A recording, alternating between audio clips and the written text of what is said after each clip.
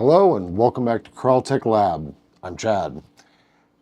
So, recently I've had some questions about the rules for this build-off challenge between myself and Just Try It DIY.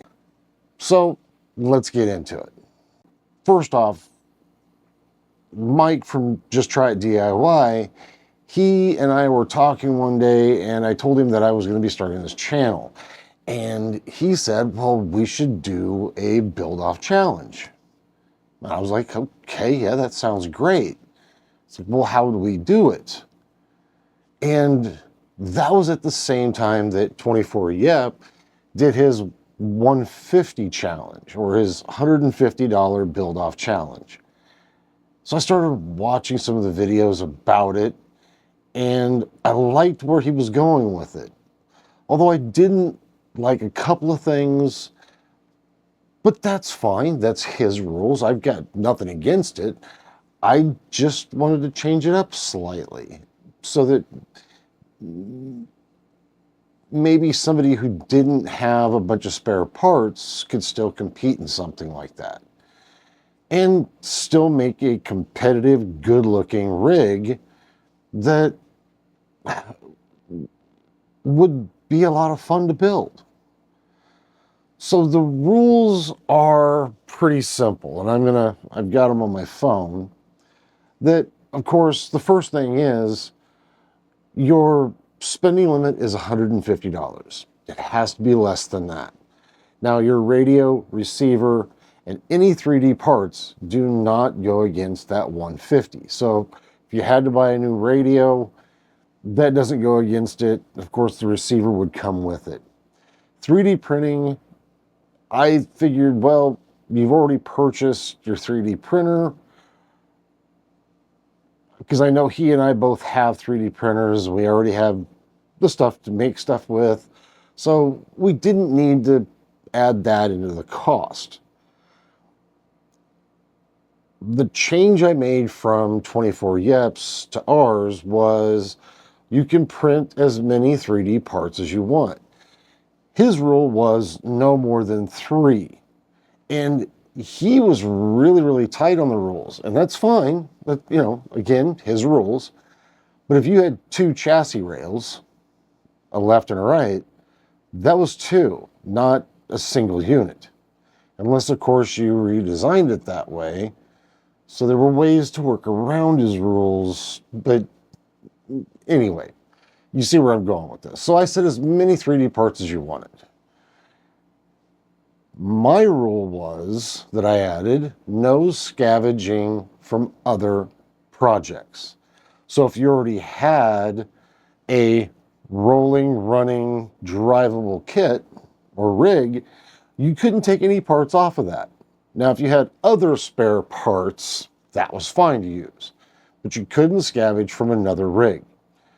So if there was a part you really, really liked, but you didn't have that as a spare, guess you're either going to be printing it or buying it. So that was the twist I kind of threw in there. And of course, use any used parts that you had. That is acceptable. I did have originally a 5th rule that we would use the RCMCCA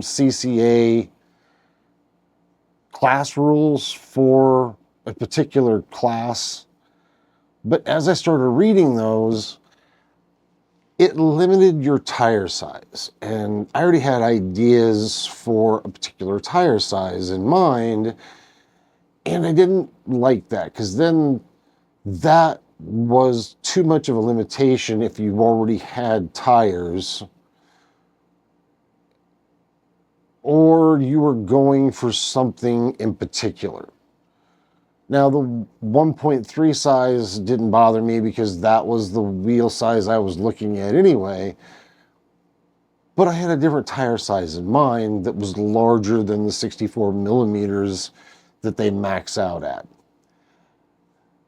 Some other rules that we didn't have written down but were agreed upon verbally were a full body. It has to cover at least, if you're doing a truck, body. It had to be at least the front fenders, hood, and cab. Didn't have to have a bed. So you could have an exposed rear frame rail.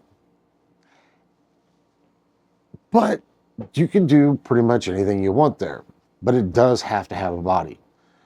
Didn't specify whether it was a hard body, a Lexan body, 3D printed, whichever you want. Any of those will work just fine. So that was our rules. And I'm kind of liking it because it leads to a lot of possibilities. So I'll challenge each of you to build your own rig with those same rules and show me what you've got. I'll have a link to my Instagram so that you can, send me photos of the rigs that you've built for less than $150. I just kind of want to see them. I don't have anything to give you or pick a winner or anything like that. At least not yet. Too new of a channel, but at least maybe show some support and see what you can build for under $150. You never know. Maybe we'll do another challenge and do it with the viewers.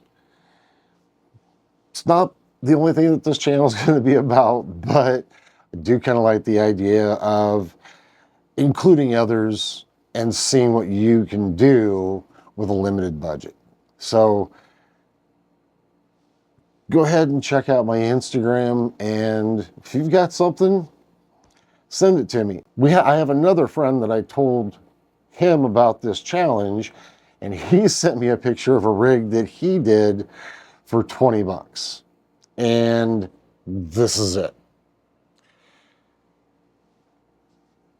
So if he can do it for $20, that's pretty damn cool. So congrats, Dewey. You would have won on the money side. Well, maybe, at least me, because I know I spent more than 20. I don't know how much Mike has into his yet, but we'll get to that point. Appreciate you joining me. I'm going to have another video here soon. That's going to go give a quick rundown of the parts that I have acquired for my build. And I'm going to need your help deciding on a couple of things. And I'll let you know what those are in the next video. Thank you again. I appreciate you watching. Please like, share, and subscribe. I would like to grow this channel, and only you can help me do that. I hope you have a great weekend or great week, whatever it would be when you're watching this, and tune in to the next one.